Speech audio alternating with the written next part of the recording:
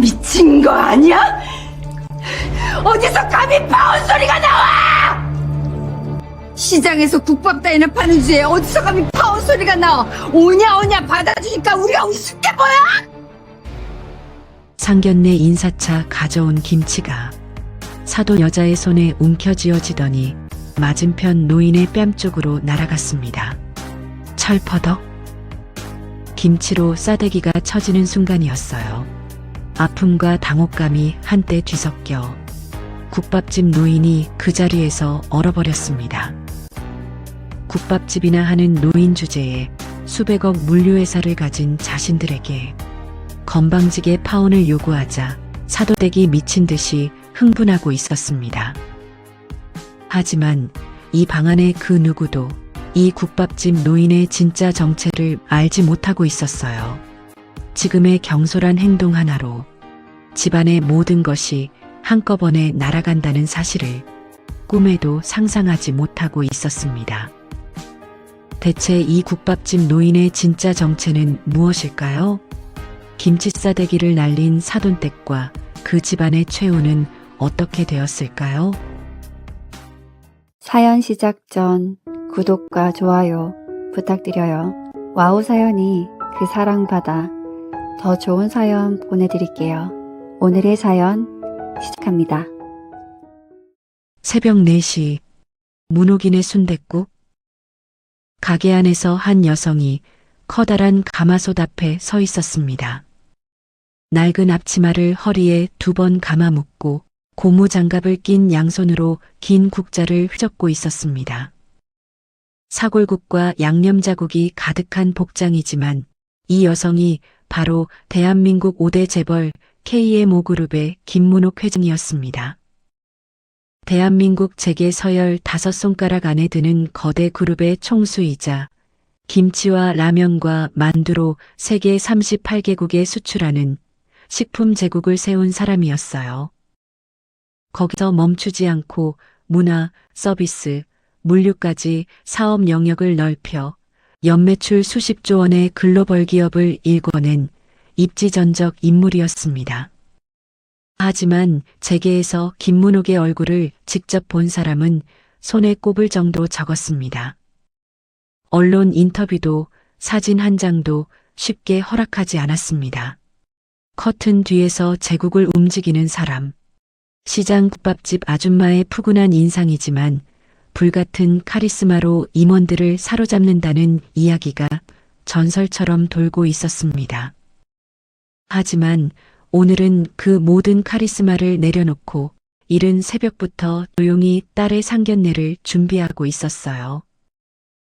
국밥집 안쪽 별실에는 고급 드레스들과 귀금속들도 많이 있었지만 문옥은 그 어떤 것도 손대지 않았습니다. 대신 치장할 것도 없이 지금 이 모습 그대로 나가볼 생각이었어요.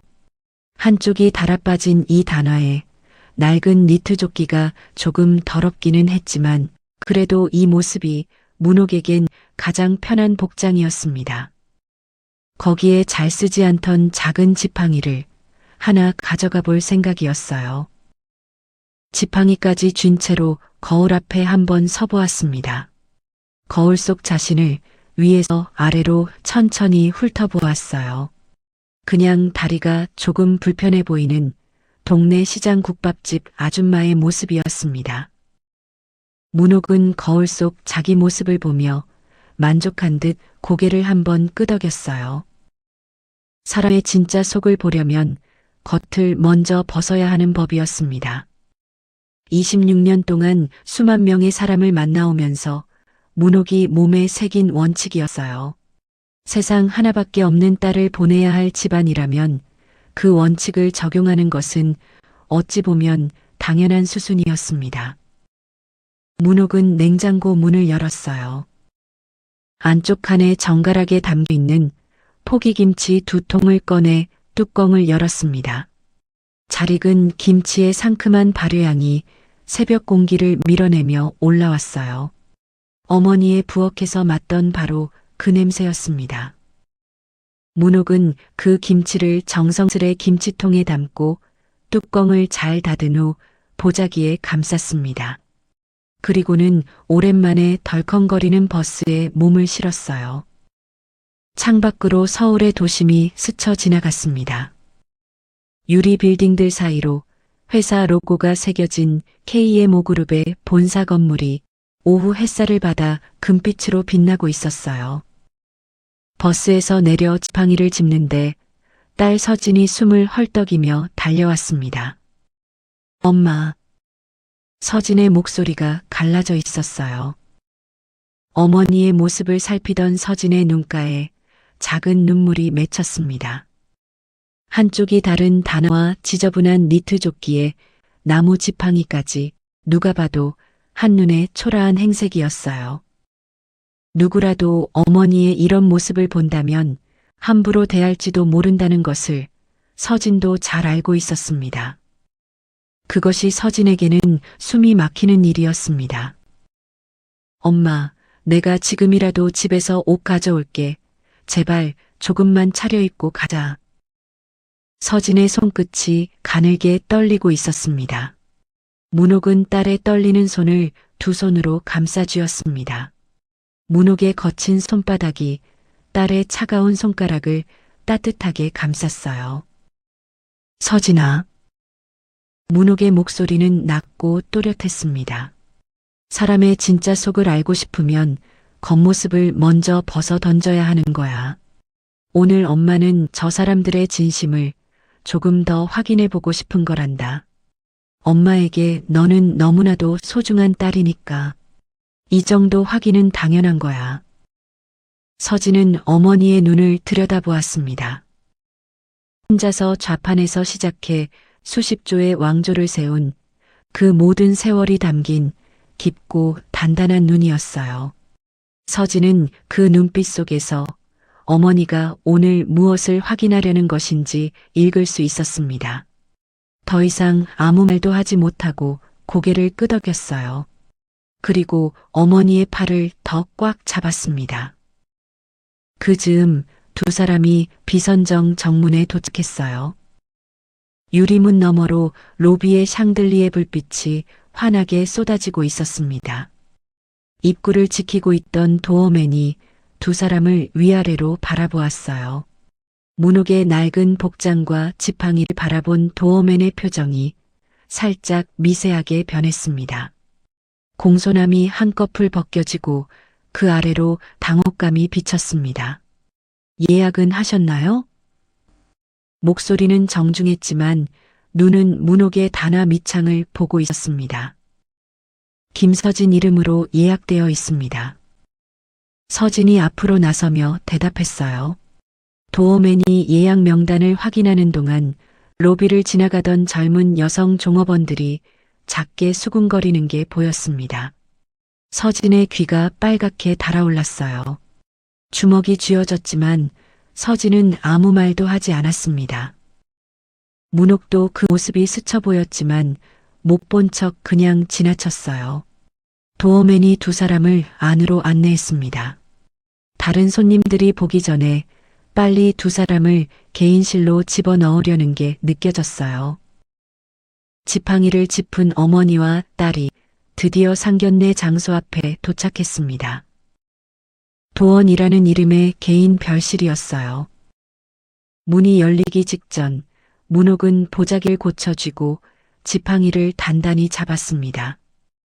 서진이 어머니의 팔을 꽉 잡은 채 조용히 속삭였어요. 엄마, 내가 옆에 있을게. 문옥은 딸의 손 위에 자기 손을 살짝 포개었습니다. 문이 열렸습니다.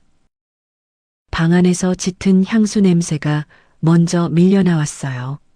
지금 문 앞에 서 있는 이 국밥집 노인이 누구인지 꿈에도 상상하지 못한 채로 방 안쪽 세 사람의 차가운 눈빛이 두 사람을 먼저 맞이했습니다. 약속이나 한 듯이 세 사람의 눈이 일제히 문옥의 발끝에 먼저 꽂혔습니다. 고무창이 달아 한쪽이 비뚤어진 단화. 거기서 시작된 시선이 초라한 낡은 복장을 거쳐 고무장갑 자국이 선명한 거친 손까지 천천히 올라갔습니다. 그리고 마지막으로 나무 지팡이 위에 머물렀습니다. 가장 먼저 반응을 보인 것은 최미란이었습니다. 미란은 오늘을 위해 사흘 전부터 준비했어요. 800만 원짜리 프랑스 명품 드레스에 다이아몬드 목걸이, 손목에는 수천만 원짜리 시계가 조명을 받아 빛나고 있었습니다. 머리는 청담동 미용실에서 3시간에 걸쳐 올렸고 손톱에는 프렌치 매니큐어가 완벽하게 칠해져 있었습니다. 그 모든 치장의 목적은 단 하나, 오늘 이 자리에서 자기가 위라는 것을 한눈에 보여주는 것이었습니다. 미란의 코끝이 실룩거렸습니다. 이마에 주름이 잡히더니 입꼬리가 한쪽으로 비틀어졌어요. 마치 기대하고 있던 선물 상자를 열었는데 안에 빈 종이가 들어있는 것을 발견한 사람의 표정이었습니다. 미란이 남편 진태를 돌아보며 속삭이듯 말했습니다. 하지만 그 속삭임은 방 안에 있는 모든 사람이 들을 수 있을 만큼 또렷했어요. 일부러 그랬을 겁니다. 여보, 나 눈이 잘못됐나? 시장 골목에서 길 잃으신 분이 여기까지 오신 것 같은데. 미란의 입에서 킥킥거리는 웃음이 새어나왔습니다. 진태도 헛기침을 하면서 따라 웃었어요. 정면으로 웃으면 대놓고 비웃는 꼴이 되니까 고개를 살짝 비틀면서 웃은 게 그나마 남겨둔 마지막 배려였습니다. 문옥은 그 시선과 웃음을 온몸으로 받아내며 안내된 자리에 앉아서요. 의자를 당길 때 지팡이가 테이블 다리에 부딪혀 작은 소리가 났습니다. 그 소리에 미란의 눈꼬리가 다시 한번 실룩거렸어요. 문옥은 지팡이를 의자 옆에 가지런히 세웠습니다. 예비 사위 박정호는 방 안쪽 자리에 팔짱을 끼고 앉아 있었어요. 예비 장모가 방에 들어와 자리에 앉는 동안에도 의자에서 일어서지 않았습니다. 눈인사 한 번 없이 턱을 까딱하더니 테이블 위에 놓인 물잔을 집어들었어요. 상견례 자리에서 어른이 들어왔는데 인사도 없이 앉은 채로 물잔을 드는 모습에 서진의 귀가 뜨겁게 달아올랐습니다. 하지만 서진은 입술 안쪽을 깨물며 참았어요. 어머니가 이 자리를 만든 이유를 알고 있었으니까요. 잠시 자리를 고르더니 문옥이 먼저 손을 뻗었습니다. 힘들게 상체를 앞으로 기울이며 거친 손으로 테이블 위에 물병을 잡았어요. 미란의 빈잔에 물을 정성스럽게 따르면서 또렷한 목소리로 인사를 건넸습니다. 먼 길 오시느라 수고가 많으셨습니다. 변변찮은 것이지만 직접 담근 김치를 좀 가져왔어요. 문옥이 무릎 위에 놓아두었던 보자기를 풀었습니다. 정갈하게 담긴 포기김치 2포기가 모습을 드러냈어요. 깊게 익은 양념에서 풍기는 발효향이 방 안에 은은하게 퍼졌습니다. 반대편에 앉은 미란이 갑자기 콧구멍을 벌름거리기 시작했어요. 마치 불쾌한 냄새를 맡은 것처럼 고개를 뒤로 젖히더니 손가락 끝으로 보자기 모서리를 집어 자기 쪽에서 멀리 밀어놓았습니다. 비닐장갑도 없이 음식물 쓰레기를 치우는 것 같은 손놀림이었어요. 상견례 테이블에 김치통을 올리시면 어떡해요. 식당에 반찬이 없는 것도 아닌데 이런 건 나중에 택배로 보내면 될 걸 굳이 지저분하게 들고 오셨네. 마치 더러운 것에 손이 닿기라도 한 것처럼 미라는 김치통을 밀어놓고는 명품 손수건을 꺼내 손가락 끝을 닦았습니다. 문옥의 무릎 위에서 양손이 가볍게 쥐어졌어요. 오랜 시간 정성을 들인 김치였습니다. 어머니에게서 물려받은 비법에 하나하나 손으로 찌대서 잘 숙성시킨 것이었어요. KMO 식품의 수백억 매출을 만든 그 김치를 지금 이 여자는 손가락 끝으로 밀어내고 있었습니다. 하지만 문옥은 손가락을 풀면서 다시 말을 건넸어요. 죄송합니다. 별다른 게 없어서 직접 만든 걸로 정성만 담았어요. 문옥의 목소리는 온화했습니다. 진태가 팔짱을 풀고 양복 안주머니에서 명함을 꺼냈어요. 금박이 찍힌 두꺼운 재질의 명함이었습니다. PJT 로지스틱스 대표이사 박진태. 진태는 그 명함을 문옥의 앞접시 옆에 또각 소리가 나도록 내려놓았습니다. 저희는 물류업을 합니다. 연매출 200억 정도 되는 규모가 좀 있는 회사예요. 진태는 200억이라는 숫자를 발음할 때 목소리를 한 톤 높였습니다. 그 숫자가 이 테이블 위에서 자신의 위치를 증명해 준다고 생각하고 있었어요. 저희가 하청받는 곳이 어딘 줄 아세요? 바로 그 대기업 KMO 그룹이에요. 대한민국에서 5손가락 안에 드는 그런 대기업과 일한다는 것 자체가 우리 회사의 수준을 보여주는 거죠. 진태가 KMO 그룹이라는 이름을 자랑스럽게 입에서 내뱉는 순간 문옥의 눈동자가 미세하게 움직였습니다. 이 남자는 지금 자신의 눈앞에 앉아 있는 사람이 누구인지 상상도 하지 못하고 있는 거였어요. 잠시 문옥이 살짝 웃음을 흘리고선 바로 양손으로 명함을 정중하게 받아들었습니다. PJT 로지스틱스, 어디선가 본 적이 있는 것 같기도 하고 이름도 기억나지 않을 정도의 작은 하청업체 느낌이었지만 문옥은 아무것도 내색하지 않았습니다. 대단하시네요. 저는 시장에서 작은 국밥집을 하고 있어요. 순댓국이 좀 유명한 편이에요. 국밥집이라는 세 글자가 떨어지는 순간 미란의 등이 의자 등받이에 깊숙이 파묻혔습니다. 긴장감이 풀린 것이 아니었어요. 자기가 이 자리에서 완전한 위에 있다는 확신이 등을 뒤로 젖히게 만든 것이었습니다. 미란이 진태를 돌아보며 눈짓을 보냈습니다. 진태는 입술 한쪽을 올려 비웃음을 만들었어요. 두 사람 사이에 무언의 합의가 이루어진 순간이었습니다. 이 집안은 우리보다 한참 아래니까 이 자리는 우리가 쥐고 흔들 수 있다. 미란이 미간을 좁히며 문옥의 손을 쳐다보았습니다. 손가락마다 거칠게 갈라진 자국과 뜨거운 국물에 댄 흉터가 군데군데 남아 있었어요. 수십 년을 국물 앞에서 보낸 사람의 손이 아니고서는 나올 수 없는 흔적이었어요. 하지만 미라는 그 손에 깃든 세월 따위에는 관심이 없었습니다. 어머, 손이 그게 뭐예요? 상견례에 오시면서 손이라도 좀 가꾸고 오셔야지. 김치 양념이 손톱 밑에 다 끼어 있잖아요. 그 손으로 악수하자고 하시면 좀 곤란한데. 미라는 자기 손을 들어 보였습니다.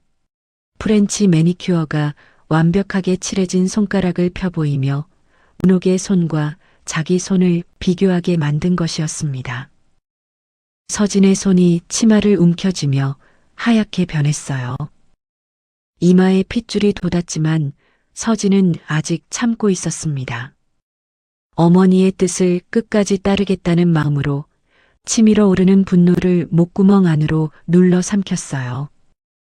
문옥은 미란이 내민 손을 한번 내려다보았습니다. 그리고 자기 손을 가만히 번갈아 보았어요. 양념에 물든 손톱과 국물에 댄 흉터까지 문옥은 그 손을 굳이 감추지 않았습니다. 오히려 테이블 위에 가지런히 올려놓으며 담담하게 웃었습니다. 국밥을 끓이다 보면 손이 이렇게 되더라고요. 보기 불편하시더라도 너그럽게 봐주세요. 문옥의 목소리는 한결같이 온화했습니다. 하지만 그 온화함 뒤에서 무엇이 차갑게 굳어가고 있는지 이 방 안에서 아무도 읽어내지 못하고 있었습니다. 미라는 문옥의 겸손을 나약함이라고 생각했어요.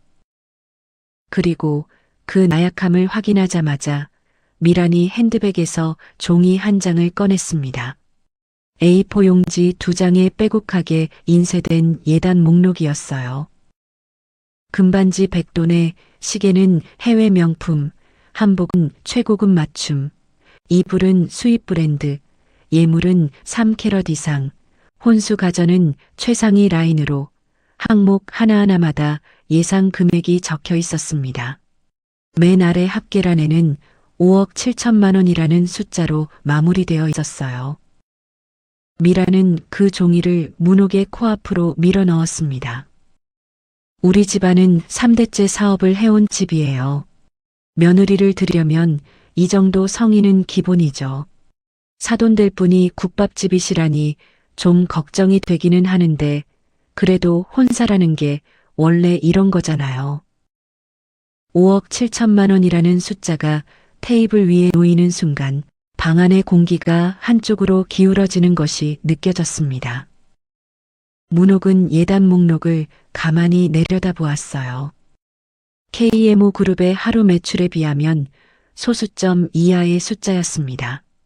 하지만 시장 국밥집 아줌마에게 5억은 평생을 벌어도 벌기 어려운 금액이었어요. 미라는 그것을 알고도 상대를 깔아뭉개기 위해서 기어이 이 숫자를 꺼낸 것이었습니다. 미라는 거기서 멈추지 않았어요. 근데 사돈될 분, 혹시 그 가게 위생 등급은 어떻게 되세요? 우리 정우가 거기 가서 밥 먹을 일도 있을 텐데 시장 국밥집이면 좀 걱정되잖아요. 26년 동안 가게를 운영하면서 단 한 번도 위생 지적을 받은 적이 없었는데 지금 그 가게를 더러운 곳으로 취급하고 있었습니다. 옆에 앉아있던 진태가 거들었어요. 우리 미란 씨가 워낙 깔끔한 사람이라. 허허, 사돈, 너무 기분 나쁘게 듣지 마세요. 솔직히 시장 국밥집이면 위생이 좀 그렇잖아요. 그 기름 냄새가 옷에 배면 하루 종일 안 빠지거든. 지금도 사돈한테서 좀 나는 것 같은데. 진태는 허허를 붙여 농담인 것처럼 포장했지만 그 안에 담긴 경멸은 전혀 감춰지지 않았습니다. 미란이 맞장구를 쳤어요. 맞아, 여보. 아까 문 열었을 때부터 뭔가 기름 냄새가 나더라고. 방향제 뿌려달라고 할까 고민했다니까. 미라는 핸드백에서 미니 향수병을 꺼내 자기 손목에 2번 뿌렸습니다.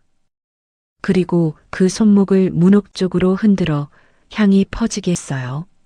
불쾌한 냄새를 지우겠다는 시위였습니다. 문옥은 물잔을 들어 입술만 적셨습니다. 차가운 물이 메마른 입안을 타고 넘어갔지만 가슴속에서 조여오는 불씨는 물로 끌 수 있는 게 아니었어요. 이때까지만 해도 미라는 몰랐습니다. 지금 자기 앞에 앉아 향수 냄새를 참고 있는 이 여자가 자신들의 집안을 통째로 날려버릴 수도 있는 사람이라는 것을요. 지금 거의 마지막 인내심으로 버티고 있다는 것을 꿈에도 모르고 있었습니다. 이때 아무것도 모르는 아들이 옆에서 한마디 거들었어요. 어머님, 저 그 가게 한번 가봤거든요. 맛은 나쁘지 않은데 뭐랄까 시장이라 그런지 좀 냄새도 나고 깨끗하지는 않더라고요. 아, 물론 나쁜 뜻은 아닙니다. 그냥 그랬다고요. 나쁜 뜻은 아니라는 작은 포장지를 씌운 가장 나쁜 의미를 담은 말이었습니다. 서진은 정우의 그 입을 바라보았어요. 오늘 이 자리에서 자기 어머니가 모욕당하는 동안 정우가 한 것이라고는 팔짱을 끼고 소매에 보풀하기를 떼는 것뿐이었습니다. 서진의 참을성이 무너지기 직전이었습니다. 그때 미란이 예단 목록 위에 볼펜으로 무언가를 추가로 적으면서 다시 말을 이었어요. 아참, 그리고 결혼하게 되면 그 국밥집은 이제 그만하고 딴 거 알아봐요. 우리 정우가 국밥집 사위라는 게 소문이라도 나면 저희는 동네에 얼굴도 못 들고 다녀요. 안 그래도 애비 없는 집안이라 말도 많은데 국밥집 사위까지는 좀 곤란하잖아요? 가게 정리하시고 눈에 좀 안 띄게 뭐 꽃집 같은 거 그런 거나 해보시던가. 우리가 정말로 많이 신경 쓰는 거예요. 그쪽도 조금 맞추는 노력 정도는 해주셔야죠. 애비 없는 자식이라는 말을 저렇게 쉽게 내뱉고 26년을 지켜온 가게를 그냥 접으라는 말을 하고 있었습니다. 문옥의 어깨가 눈에 띄게 떨리는 게 느껴졌어요. 하지만 문옥은 끝까지 침착하게 물잔을 내려놓으며 조용히 대답했습니다. 죄송한데 그 가게는 제 남편이 살아있을 때부터 함께 일군 곳이에요. 당장 접을 생각은 전혀 없습니다. 남편이라는 한마디가 문옥의 입에서 나올 때 목소리가 한 톤 정도 내려앉았습니다. 39의 트럭 사고로 남편을 보내고 좌판에서 일어난 것이 지금의 KMO 그룹이었습니다. 그것을 접으라는 것은 있을 수 없는 일이었어요. 미라는 문옥에 접을 생각이 없습니다. 라는 말을 건방진 반항으로 받아들인 표정이었습니다. 접을 생각이 없다고요? 사돈될 뿐 상황 파악이 좀 안 되시나 봐요. 우린 뭐 좋아서 이러는 줄 알아요? 지금 한참 부족한 당신 딸을 아들놈 때문에 억지로라도 받아줄까 고민하는 거잖아요. 라니 미간을 잔뜩 찌푸리고 소리치고 있었습니다. 솔직히 지금 조건으로는 턱없이 부족하면서 뭘 그리 자존심을 세우려고 그래요? 남편도 없어 재산이라고는 딸랑 국밥집 하나, 거기다 다리까지 불편하면서 분위기 파악이 그렇게 안 돼요? 미란이 고함치면서 핸드백에서 서류 하나를 더 꺼내 던졌습니다. 봉투 겉면에 흥신소 조사 보고서라고 적혀 있었어요. 우리도 미리 다 알아봤다고요. 남편분 일찍 돌아가시고 친척도 별로 없고 재산이라고는 가게 하나 딸랑 있는 거 맞으시죠? 흥신소 보고서를 테이블 위에 탁 내려놓는 소리가 조용한 방 안에서 유난히 크게 울렸습니다.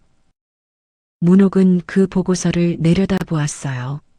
흥신소가 파악한 것은 문옥이 20여 년 전에 만들어 놓은 껍데기였습니다.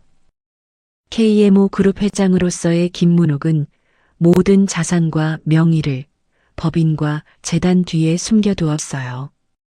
개인 명의로는 시장 국밥집과 소형 아파트 한 채밖에 잡히지 않았습니다. 흥신소의 능력으로는 거기까지가 한계였던 겁니다. 미라는 그 보고서가 전부인 줄 알고 있었어요. 진태가 팔짱을 끼며 한쪽 입꼬리를 올렸습니다. 솔직히 말씀드려서 우리 정우가 아니면 따님 같은 분이 어디서 이런 조건에 시집을 가겠어요? 감지덕지해야 할 판에 아까부터 사돈될 분이 너무 당당하신 것 같아서 좀 그렇긴 하네. 감지덕지라고? 애비 없는 자식에 가진 것도 없는 것들이 감지덕지해야지. 너무 당당하다고? 그 단어가 떨어지는 순간 딸 서진의 안에서 무언가가 끊어지는 소리가 났습니다. 서진이 두 손으로 테이블을 짚고 벌떡 몸을 일으켰어요. 밀려난 의자 다리가 바닥 위에서 비명 같은 마찰음을 냈습니다. 우리 엄마는 저 하나 키우시느라 매일 새벽에 일어나 가게를 지키신 분이에요. 그런 분에게 어떻게 그런 심한 말을 하실 수 있으세요? 서진의 뜨거운 눈물이 턱을 타고 흘러내려 테이블 위에 떨어졌습니다. 하지만 서진의 울음은 1분도 넘기지 못하고 정우에 의해서 멈추어졌어요. 정우가 서진을 잡아 끌며 말습니다. 서진 씨, 앉아요. 어머니가 원래 좀 직설적이신 건데 기분 나쁘게 하려는 게 아니에요. 일단 진정 좀 하고 앉아요. 서진이 눈물을 쏟는 지금의 상황에서도 정우의 관심은 오직 자기 어머니의 기분뿐이었습니다. 서진의 눈물을 닦아주기는커녕 입을 막으려 하는 남자. 서진은 자기 팔꿈치를 잡고 있는 정우의 손을 내려다보았어요. 한 달 전만 해도 이 손을 잡으면 설레던 마음이 지금은 차갑게 식어 있었습니다. 문옥은 이 모든 광경을 묵묵히 지켜보고 있었어요. 딸이 울고 그 눈물을 약혼자가 짓밟는 모습을 보면서 문옥의 무릎 위에 양손이 부들부들 떨리기 시작했습니다. 수만 번 참을 인자를 가슴에 새기고 또 새겼어요. 아직은 때가 아니라고, 조금만 더 보자고 스스로를 다잡으며 물잔을 들어 입술을 적셨습니다. 그리고 문옥은 테이블 아래에서 딸의 떨리는 손을 찾아 꼭 쥐어주었습니다. 걱정 마라. 엄마가 여기 있다. 말하지 않아도 전해지는 손의 온기였습니다.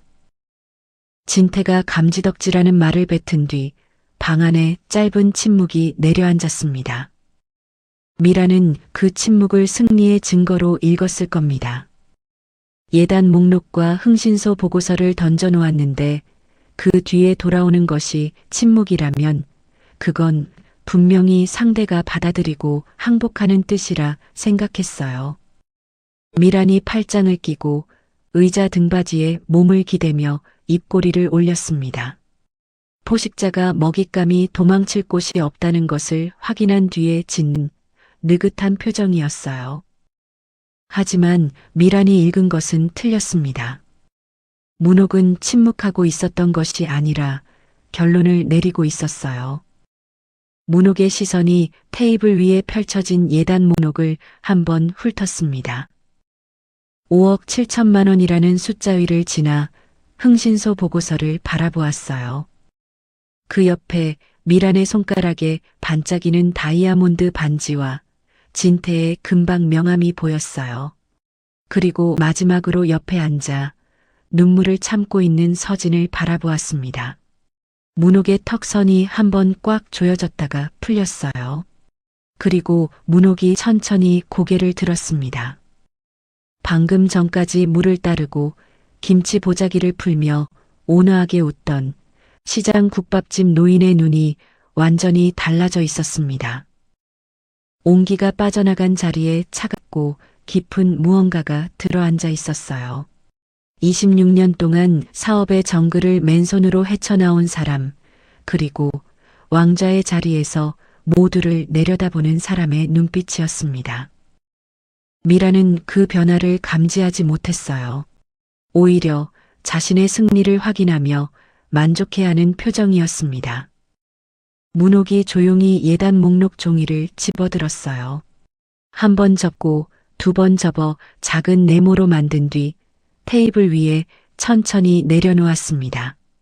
그리고 입을 열었습니다. 목소리가 크지는 않았어요. 하지만 그 작은 목소리 안에 담긴 무게는 미란이 아까부터 쏟아낸 그 어떤 소리보다도 무거웠습니다. 최 사장 사모님 말씀 잘 들었어요. 문옥은 사모님이라는 호칭을 정중하게, 그러나 어딘가 마침표를 찍는 것 같은 어조로 발음했습니다. 사람의 값어치를 돈으로 매기고 내 딸의 마음을 예단 목록으로 재고 20년 넘게 지켜온 가게를 접으라고 하는 집안에 내 딸을 보낼 수는 없을 것 같네요. 문옥의 시선이 진태를 거쳐 미란에게 멈추었습니다. 이 혼사는 여기서 접겠습니다. 파혼. 그 한마디가 테이블 위의 공기를 얼음장으로 바꿔버렸습니다. 정우의 물잔 드는 손이 허공에서 멈추었어요. 진태의 팔짱이 풀리며 두 손이 테이블 위에 떨어졌습니다. 미란의 얼굴이 순식간에 변했어요. 여유롭게 기대에 앉아있던 상체가 앞으로 쏠리더니 등받이에서 등이 떨어졌습니다. 입이 벌어졌지만 소리가 바로 나오지 않았어요. 마치 뺨을 맞은 것처럼 충격이 분노보다 먼저 온 것이었습니다. 이윽고 미란의 목구멍에서 날카로운 소리가 터져나왔어요. 뭐라고? 지금 뭐라고 했어? 미란이 의자에서 벌떡 일어섰습니다. 국밥집 따위가 우리를 거절해? 당신 주제에? 당신 따위가 뭔데 감히 건방지게 파혼이라는 말을 먼저 입에 올려? 미란의 목소리가 한 옥타브 올라갔어요. 다이아몬드 목걸이가 가슴 위에서 분노에 맞춰 들썩거렸습니다. 진태도 자리에서 일어났어요. 이봐요. 당신 지금 상황 파악이 안 되는 거야? 우리가 받아주겠다는 걸 거절해? 국밥 장사 따위 여편네가 미친 거 아냐? 진태의 핏줄이 관자놀이까지 붉어져 올라왔습니다. 하지만 문옥은 눈썹 하나 꿈쩍하지 않았어요. 미란을 올려다보는 그 시선은 더 이상 조금 전까지 물을 따르던 사람의 것이 아니었습니다. 소리를 지르는 사람이 아니라 소리를 듣고 판단하는 사람의 눈이었어요. 미란은 그 담담함이 견딜 수 없었을 겁니다. 자기가 완벽하게 깔아뭉갠 줄 알았던 사람이 먼저 자리를 박차고 나가겠다는 선언을 했으니까요. 미란의 자존심이 뿌리째 흔들리는 소리가 들리는 것 같았습니다. 미란의 시선이 테이블 위를 훑었어요. 아까 자기가 손가락 끝으로 밀어놓았던 김치통에 시선이 멈추었습니다. 뚜껑이 비스듬히 열려 있었고 안에 붉은 양념이 선명한 포기김치가 가지런히 담겨 있었어요. 미란의 손이 김치통 쪽으로 움직였습니다. 서진이 그 시선의 방향을 읽었어요. 불길한 예감이 등줄기를 타고 올라왔습니다. 어머니, 그건... 서진이 입을 열기도 전에 미란의 손이 김치통 안으로 들어갔어요. 붉은 양념이 묻은 배추 한 포기를 움켜쥐었습니다. 양념즙이 미란의 프렌치 매니큐어 사이로 흘러내렸지만 미란은 아랑곳하지 않았어요. 그리고 팔을 뒤로 크게 젖히더니 김치 한 포기를 통째로 문옥의 얼굴을 향해 내리꽂았습니다. 철퍼덕. 김치로 싸대기를 치듯이 미란의 손을 떠난 김치가 문옥의 오른쪽 뺨을 강타했어요. 순간 방 안의 모든 것들이 멈춘 듯이 정적이 흘렀습니다. 날카로운 통증과 함께 문옥의 뺨에 붉은 배추잎이 달라붙었다가 떨어졌어요. 고춧가루 양념이 눈 아래를 타고 번지며 속눈썹 사이로 스며들었습니다. 순간 불덩이 같은 통증이 눈알을 찔렀습니다. 매운 기운까지 코끝을 타고 올라와 눈물샘을 자극했어요. 하지만 문옥은 눈물을 흘리지 않으려 버텼습니다. 그 사이 붉은 양념즙이 턱선을 타고 목 아래로 흘러내렸어요.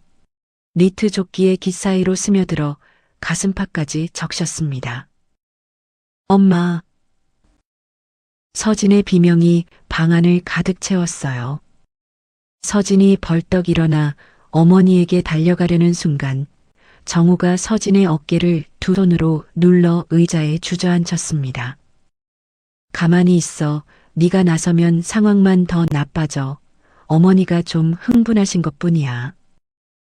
자기 어머니가 예비 장모의 얼굴에 김치를 내던진 것을 어머니가 좀 흥분하신 거라고 말하는 남자였다니. 서진은 자기 어깨를 누르고 있는 정호의 손을 느끼면서 이 손이 한 달 전만 해도 자기 볼을 어루만지던 손이라는 사실이 구역질처럼 밀려왔어요. 문옥은 볼에 달라붙은 배추잎을 떼어내지 않았습니다. 양념이 눈꺼풀을 태우는 듯한 통증이 계속되었지만 손을 올리지도 않았어요. 고춧가루 양념이 턱 끝에서 모여 한 방울씩 테이블 위에 떨어졌습니다. 하얀 식탁보 위에 붉은 점이 하나, 둘, 셋 찍혀갔어요. 하지만 미란의 폭주는 거기서 멈추지 않았습니다. 김치통 속에 남아있던 양념 국물을 자신의 한 손으로 퍼올리더니 문옥의 가슴팍을 향해 끼얹었어요. 고추 양념이 섞인 붉은 국물이 니트 조끼를 적시며 허리 아래까지 흘러내렸습니다. 국밥집 의상 전체가 순식간에 붉은 범벅이 되어버렸어요. 이 김치는 당신한테 돌려주는 거야. 상견례 자리에 김치통을 들고 오다니 사돈을 뭘로 보는 거야? 평생 국밥이나 팔 거면 어울리는 자리에서 팔아. 여기는 애초부터 당신 따위 수준의 사람이 올 수 있는 그런 자리가 아니었어. 미란의 숨이 거칠게 오르내렸습니다. 800만 원짜리 명품 드레스 위로 김치 양념이 튀어 몇 개의 붉은 점이 찍혀 있었지만 미란은 그것조차 눈에 들어오지 않는 듯 했어요. 문옥은 눈을 감았습니다. 양념이 속눈썹을 적시고 볼 위에서 마르기 시작하는 동안 문옥은 미동도 하지 않았어요. 문득 26년 전의 기억이 올라왔습니다. 서울역 앞 공터에서 처음 순대를 삶던 날, 옆 가게 주인이 여자 혼자 장사가 되겠어? 라며 물을 끼얹었던 것이 순간 떠올랐어요. 그때도 문옥은 눈을 감고 참았어요. 등에 업힌 내 살배기 딸이 깨지 않도록 그냥 조용히 돌아서서 다시 순대를 삶았습니다. 그렇게 26년이 흘렀고 그 사이 문옥은 대한민국 5손가락 안에 드는 그룹을 세웠어요. 하지만 지금 이 순간 문옥은 다시 26년 전에 그 자리에 서 있었습니다. 누군가에게 멸시를 받고도 아무 말 없이 참아야 하는 자리였어요. 다른 것이 있다면 4살배기 아이가 아닌 30살의 딸이 옆에 있다는 거였어요. 문옥이 천천히 눈을 떴습니다. 양념에 젖은 속눈썹 사이로 드러난 눈동자에는 분노도 슬픔도 굴욕감도 없었어요. 그보다 훨씬 깊은 곳에서 올라오는 차가운 결의가 가라앉아 있었습니다. 문옥은 볼에 붙어 있던 배추잎을 손끝으로 떼어내 접시 위에 가지런히 내려놓았어요. 아무렇게나 던지지 않았습니다. 마치 귀한 것을 다루듯 조심스럽게 내려놓았어요. 그것은 문옥의 어머니에게서 물려받은 레시피로 만든 너무나도 소중한 김치였으니까요. 진태가 바짝 다가와 문옥을 내려다보며 코웃음을 쳤습니다. 아내가 김치를 던지는 것을 구경만 하다가 결과가 마음에 들자 뒤늦게 나선 것이었어요. 사돈, 아니 이제 사돈이라 부를 것도 없지. 아줌마가 먼저 건방지게 우리한테 파혼을 말한다고? 그 꼴로 누가 봐도 당신이 쫓겨나는 건데 쪽팔리니까 파혼이라고 포장하려는 거잖아. 진태는 문옥의 김치국물 범벅이 된 외출복을 위에서 아래로 훑어보며 비웃었습니다. 어울려 그 빨간 국물이 당신한테 딱 맞는 색이야. 이때까지만 해도 진태는 몰랐어요. 자기 회사의 전체 매출을 쥐고 흔드는 사람이 지금 자기 앞에서 김치국물을 뒤집어 쓰고 앉아 있다는 것을요. 그리고 오늘 이 방 안에서 자기가 뱉은 말 한마디, 아내가 던진 김치 한 포기, 그 모든 것이 한치의 빈틈도 없이 기억되고 있는 것도요. 진태가 문옥의 옆에 서서 김치국물에 젖은 그 모습을 다시 내려다보았어요.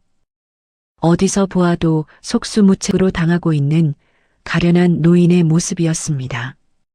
진태의 눈에는 그것이 완전한 승리의 풍경으로 보였을 거였어요.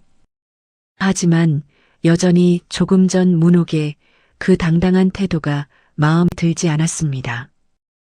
그때 진태의 눈에 문옥의 의자 옆에 가지런히 세워져 있는 나무 지팡이가 시야에 들어왔어요. 진태가 구두 끝으로 그 지팡이를 세게 걷어찼습니다. 나무 지팡이가 바닥 위를 미끄러지며 방 구석으로 날아갔어요. 벽 아래에 부딪히며 나무가 울리는 둔탁한 소리가 방 안에 퍼졌습니다. 지팡이는 한 바퀴 돌더니 벽과 바닥 사이에 비스듬히 걸쳐져 멈추었어요. 이런 물건 들고 상견례에 나타나는 것 자체가 우리 집안을 무시하는 거야. 문옥의 유일한 버팀목인 지팡이가 손이 닿을 수 없는 곳으로 사라졌습니다. 문옥은 김치국물이 묻은 손으로 의자 팔걸이를 잡고 몸을 일으키려 했어요. 하지만 양념에 젖은 손바닥이 나무 팔걸이 위에서 미끄러졌습니다. 중심을 잡으려 테이블 모서리를 붙잡았지만 그마저도 국물에 미끄러운 상태였어요. 문옥의 상체가 옆으로 기울어졌습니다. 의자에서 몸이 빠져나가듯 밀리더니 그대로 바닥으로 무너져 내렸어요. 어깨가 먼저 바닥에 닿았습니다. 둔탁한 충격이 팔을 타고 올라왔어요. 김치 국물이 흥건한 바닥에 옆구리가 내려앉으면서 붉은 양념이 튀어 턱 아래와 귀 뒤로 번졌습니다. 대한민국 재계 서열 5손가락의 총수가 지금 이 순간 한정식집 바닥에 쓰러져 있었어요. 김치 양념 범벅이 된 채로 서진의 비명이 방 안을 갈랐습니다. 엄마. 서진이 의자를 박차고 달려가려 했어요. 하지만 바닥에 흥건한 김치국물 때문에 단아가 미끄러졌습니다. 서진은 무릎부터 바닥에 떨어졌어요. 그 상태로 두 손과 무릎으로 기어서 어머니에게 가려 했습니다. 엄마, 괜찮아? 괜찮아요? 서진이 어머니에게 닿기 직전 뒤에서 거친 손이 서진의 팔을 낚아챘어요. 정우였습니다. 정우는 서진의 팔을 잡아 비틀 듯 끌어당기더니 그대로 벽 쪽으로 밀쳐냈어요. 서진의 등이 벽에 부딪히며 소리가 났습니다. 그 충격에 서진의 이 사이에서 짧은 신음이 새어나왔어요. 그만 좀 해. 너가 지금 일을 더 키우고 있잖아. 지금 네가 어설프게 나서면 우리 부모님 화만 더 돋구는 거 몰라? 정우의 눈동자가 문옥과 자기 어머니 사이를 바쁘게 오갔습니다. 누구 편에 서야 자기가 무사한지를 계산하고 있었어요.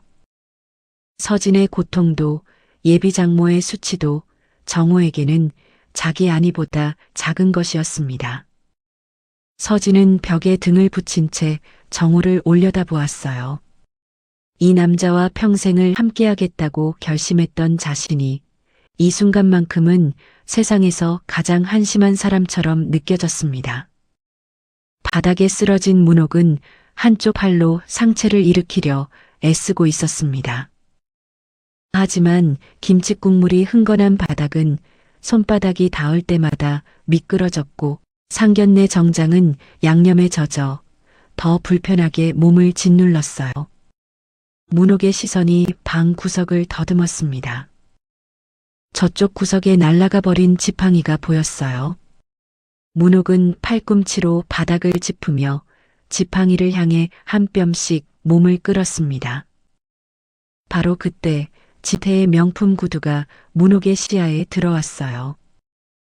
바닥이 당신한테 딱 어울리는 자리야. 국밥집에서 바닥 닦던 솜씨로 여기도 잘 좀 닦아봐.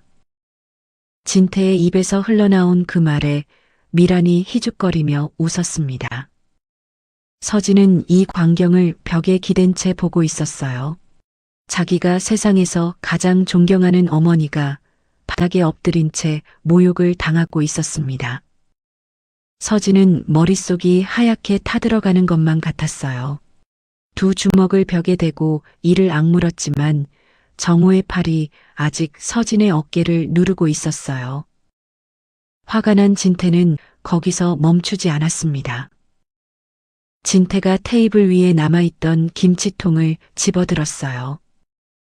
바닥에 고여있던 붉은 김치국물이 출렁거렸습니다. 고추씨와 갓줄기가 섞인 진한 양념장이었어요. 진태가 바닥에 엎드린 문옥의 머리 위에 섰습니다. 그리고 김치통을 기울였어요. 붉은 국물이 쏟아졌습니다. 문옥의 하얀 머리카락 위를 지나 정수리를 타고 목덜미 뒤로 흘러내렸어요.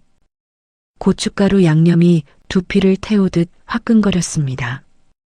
매운 기운이 코를 찔러 올라왔고 눈 안쪽까지 따갑게 쏘아댔어요. 하지만 문옥은 신음 한마디 내지 않았습니다. 이 국물이 당신한테 제일 어울리는 향수야. 빨리 시장에 돌아가서 당신한테 어울리는 이 김치 냄새나 맡으면서 국밥이나 끓이라고. 진태는 빈 김치통을 문옥 옆에 집어던지고 손을 탈탈 털었어요. 일을 마무리한 사람의 손놀림이었습니다. 문옥은 바닥에 엎드린 채 그 구두 밑창의 진동을 온몸으로 느끼고 있었어요. 자기가 당하는 것은 참을 수 있었습니다. 김치를 맞는 것도, 국물을 뒤집어 쓰는 것도, 바닥에 엎드리는 것도 참을 수 있었어요. 그때 진태가 허리를 숙여 바닥에 엎드린 문옥의 귓가에 낮은 목소리로 뭔가를 속삭였습니다. 그리고 당신 딸 앞으로 회사 편하게 다닐 수 있을 것 같아? 내가 거래처 사장들한테 전화 한 통만 넣으면 내일 당장 잘려서 쫓겨나게 될 거야. 감히 나 정도 되는 사람에게 파혼 따위를 들먹였을 때는 이 정도 각오는 하고 시작한 거겠지? 서진이라는 이름이 진태의 입에서 협박의 도구로 사용되는 순간 문옥의 바닥을 짚고 있던 손가락에 핏줄이 돋을 만큼 힘이 들어갔어요. 이를 깨문 턱 근육이 돌처럼 굳었습니다. 양념에 젖은 눈 사이로 번뜩이는 빛이 스쳤어요. 문옥은 고개를 돌렸습니다. 바닥에 엎드린 채로 벽에 기대 울고 있는 서진을 바라보았어요. 울면서 앉아있는 딸의 모습은 단지 분노만으로 설명할 수 없는 것이었습니다. 그보다 훨씬 차갑고 훨씬 깊고 훨씬 무서운 것이었어요. 문옥의 팔이 바닥 위를 천천히 움직이기 시작했습니다. 김치 국물이 손등 위에서 말라가고 있었고 양념이 손톱 사이에 끼어 있었습니다. 그 손이 바닥을 한 뼘씩 긁어가며 딸이 있는 곳으로 나아갔어요. 서진은 그 손을 보는 순간 눈물이 다시 터져 나왔습니다. 정호의 팔을 부리치고 바닥에 무릎을 꿇은 채 어머니의 손을 두 손으로 잡았어요. 양념에 물든 거친 손가락 위로 고춧가루가 붉게 배어 있었습니다. 하지만 그 거친 손가락이 감싸지는 온기만은 세상 어떤 것보다 따뜻했어요. 문옥이 딸의 손을 꼭 쥔 채 입을 열었습니다. 목소리는 낮았지만 방 안의 모든 소리를 삼키는 무게감이 느껴졌어요. 서진아, 엄마가 미안하다. 엄마가 바빠서 너에게 사람 보는 눈을 못 길러줬구나. 이건 모두 다 엄마 잘못이야. 오히려 딸에게 사과를 건네는 엄마였어요. 하지만 그 말의 차가움은 눈앞에 모두를 응징하겠다는 다짐처럼 들려왔습니다. 그 낮은 목소리의 떨림 속에는 이제 더 이상 한 톨의 인내심도 남아있지 않다는 뜻이 담겨 있었어요. 진태는 팔짱을 끼고 문옥을 내려다보고 있었습니다. 미라는 빈 김치통 옆에 서서 숨을 고르고 있었고 정우는 서진에게서 두어 발짝 떨어진 곳에서 벽을 등지고 서 있었어요. 세 사람 모두 이 상황이 끝났다고 생각하고 있었습니다. 이 방 안에 있는 세 사람 중 누구도 지금 바닥에 엎드려 있는 여자가 어떤 무거운 결심을 내렸는지 상상도 하지 못하고 있었습니다. 그리고 그 결심이 실행되기까지 남은 시간은 이제 단 몇 분뿐이었습니다. 문옥은 서진의 손을 잡은 채 바닥에서 천천히 상체를 일으켰어요. 김치 국물이 정수리에서 목덜미를 타고 아직도 조금씩 흘러내리고 있었습니다. 니트 조끼와 면바지는 붉은 범벅이 되어 원래 색을 알아볼 수 없었어요. 문옥이 김치국물에 젖은 외출복의 안주머니 쪽으로 손을 가져갔습니다. 진태는 그 움직임을 봤지만 코웃음만 쳤어요. 양념 범벅이 된 시장표 외출복 안주머니에서 뭐가 나오겠느냐는 표정이었습니다. 문옥의 손가락이 안주머니에서 꺼낸 것은 손수건 한 장이었어요. 순백색의 실크 손수건이었습니다. 김치국물에 절은 외출복 안에서 나온 것이라고는 믿기 어려울 만큼 티 하나 없이 깨끗했습니다. 가장자리를 따라 정교한 자수가 놓여 있었고 손수건 한쪽 구석에 금실로 수놓인 세 글자가 있었어요. KMO. 순간 진태의 코웃음이 멈췄습니다. 왜 저 KMO 그룹의 로고가 저기에 새겨져 있는 거지? 누구에게 선물을 받은 건가? 입꼬리가 올라가다 만체로 굳었어요. 금실의 광택이 형광등 불빛 아래에서 또렷하게 빛나고 있었습니다. 국밥집 할머니의 양념 범벅 외출복안에서 저 글자가 나올 이유가 없었어요. 진태는 자기도 모르게 한 발짝 앞으로 다가섰습니다. 분명히 봤는데도 다시 보지 않으면 안 되는 것처럼 눈을 가늘게 좁혀서 다시 자세히 훑어보았어요. 문옥은 그 시선을 아는지 모르는지 손수건으로 볼에 말라붙은 김치 양념을 조용히 닦기 시작했습니다. 아무렇지 않은 듯이 아침에 세수하고 수건으로 닦듯이 그냥 담담하게 닦고 있었습니다. 그 순간 미란의 시선에도 그 손수건이 박혀 들어왔어요. 명품에 관해서라면 미란의 눈은 엑스레이보다 정확했습니다. 실크의 결, 자수의 밀도, 금실의 광택까지 시장에서 10,000원에 파는 것과 장인이 한 땀씩 놓는 것의 차이를 미라는 본능적으로 구별할 수 있었어요. 지금 저 여자가 들고 있는 손수건은 후자였습니다. 미란의 미간이 좁아졌어요. 하지만 아직 연결하지는 못했습니다. 시장 국밥집 아줌마가 저런 손수건을 가지고 있다는 것이 이상하다는 생각까지는 갔지만 그 이상함이 어디로 이어지는지까지는 머릿속이 닿지 않았어요. 그때 진태 옆에 서 있던 아들의 고개가 천천히 기울었습니다. 바닥에서 볼을 닦고 있는 하얀 천위로 번지는 금빛의 세 글자를 아들도 보고 있었어요. 김치 국물이 낭자한 이 바닥에서 흰 실크 위에 금실만이 다른 세계에서 온 것처럼 빛나고 있었습니다. 세 사람의 시선이 같은 곳에 멈춰 있었어요. 아무도 입을 열지 않았습니다. 문옥만이 여전히 아무 일도 아닌 듯이 손수건으로 볼 위에 양념을 닦고 있었어요. 바로 그때 문옥의 외출복 안쪽에서 진동이 울렸습니다. 문옥은 안주머니에서 스마트폰을 꺼냈어요. 김치 국물이 흥건한 5단에서 나왔는데도 화면에는 얼룩 하나 없었습니다. 진태의 눈이 그 전화기에 잠깐 머물렀어요. 국밥집 노인치고는 너무 좋은 휴대폰의 모습에 아까 손수건에 이어 두 번째 이질감이었습니다.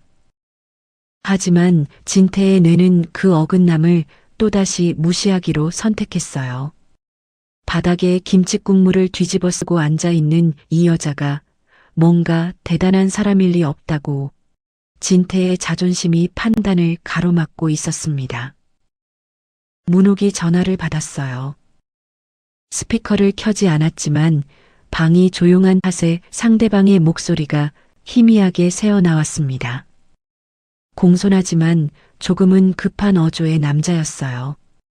상대방에 비해 여유롭고 담담하게 문옥이 대답했습니다. 김 장관, 오늘은 안 되겠어. 내일 내가 직접 법무부로 들어갈 테니 오전 일정 비워두게. 김 장관, 법무부 직접 들어가겠다는 말까지 이상한 조합의 세 개의 단어가 조용한 방 안에 또렷하게 울렸습니다. 국밥집 아줌마의 입에서 장관의 이름이 나왔어요. 그것도 반말로 법무부에 직접 들어가겠다는 말은 뭔가를 부탁하러 가는 사람의 것이 아니라 지시하러 가는 사람의 말투였습니다. 진태의 팔짱이 풀렸어요. 팔짱을 풀 생각이 아니었는데 저절로 풀린 거였습니다. 미란도 향수병을 쥔 손이 허공에서 멈추었습니다. 정호의 고개가 처음으로 문옥 쪽으로 돌아갔어요. 하지만 세 사람 모두 아직 입을 열지 못했습니다. 뇌가 들은 것을 처리하는데 시간이 필요했어요.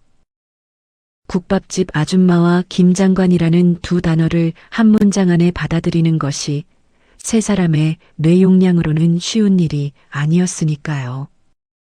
문옥은 전화를 끊고 스마트폰을 무릎 옆 바닥에 내려놓았습니다. 방 안에 짧은 정적이 흘렀어요. 진태가 억지로 코웃음을 지으며 입을 열려는 순간이었습니다. 방문이 열렸어요. 종업원이 추가찬을 들고 들어오려던 참이었습니다. 쟁반을 든 종업원이 문을 밀어 열었고 그 문틈 사이로 방 안의 광경이 복도로 노출되었어요. 바닥에 흥건한 김칫국물에 양념 범벅의 노인을 보고 종업원이 쟁반을 떨어뜨릴 뻔했습니다. 종업원이 멈칫한 그 찰나 복도 건너편 로비에 앉아있던 한 남자가 그 장면을 포착했습니다. KMO 그룹의 비서실장 오진우였어요. 문옥의 지시로 식당 로비에서 대기하고 있던 오진우는 열린 문 사이로 바닥에 앉아있는 회장의 모습을 보는 순간 소파에서 튕겨 나가듯 일어섰습니다. 양복 단추를 채울 겨를도 없이 복도를 달렸습니다. 구두굽이 대리석을 찍는 소리가 복도에 울려 퍼졌어요. 오진우가 방 안으로 뛰어들어왔습니다. 바닥에 앉아 김칫국물을 뒤집어 쓴 문옥을 발견한 순간 오진우의 얼굴에서 핏기가 순식간에 빠져나갔어요. 머리끝부터 흘러내린 김치국물에 온몸이 젖어있는 문옥의 모습까지 오진우의 입술이 부들부들 떨리고 있었습니다. 양복 바지가 김칫국물에 젖는 것을 아랑곳하지 않고 문옥 앞에 엎드리듯 무릎을 꿇었어요. 그리고 터져나온 목소리가 갈라졌습니다. 회장님, 괜찮으십니까? 회장님? 그 세 글자가 방 안의 공기를 갈랐습니다. 진태의 얼굴이 돌처럼 굳었어요. 미란의 소나기에서 향수병이 빠져나갔습니다. 바닥에 부딪혀 유리가 깨지며 진한 향이 퍼졌지만 미란의 귀에는 아무 소리도 닿지 않는 듯 했어요. 정우의 입이 벌어진 채로 다치지 않았습니다. 아까 문옥의 전화에서 들렸던 김장관, 손수건에 새겨진 KMO, 그리고 지금 이 남자가 내뱉은 회장님이라는 호칭까지 드디어 퍼즐 조각이 하나씩 맞물려가고 있었어요. 하지만 진태의 뇌는 완성된 그림을 받아들이기를 거부하고 있었습니다. 지금 모든 증거들이 한 곳을 향하고 있었지만 진태의 온몸이 그것들에 맞서며 저항하고 있었어요. 그 퍼즐이 완성되는 순간 자기 발밑에 땅이 사라진다는 것을 머리보다 몸이 먼저 알고 있었기 때문입니다. 진태의 두 손바닥이 저도 모르게 양복 허벅지 위를 문지르기 시작했고 이마에서 흘러내린 땀방울이 눈꺼풀 위로 따갑게 흘러내렸습니다. 오진우가 무전기를 꺼내 한마디를 내뱉었어요. 짧고 낮고 그러나 칼처럼 단호한 목소리였습니다. 구급대부터 들어와 전부 집합해. 오진우의 무전이 끊어진 직후 복도 저편에서 무언가가 시작되었어요. 처음에는 먼 곳의 발소리처럼 들렸습니다. 하나, 둘이 아니라 수십 켤레의 구두가 대리석 위를 동시에 찍는 소리였어요. 그 리듬이 일정했습니다. 훈련된 사람들의 걸음이었어요.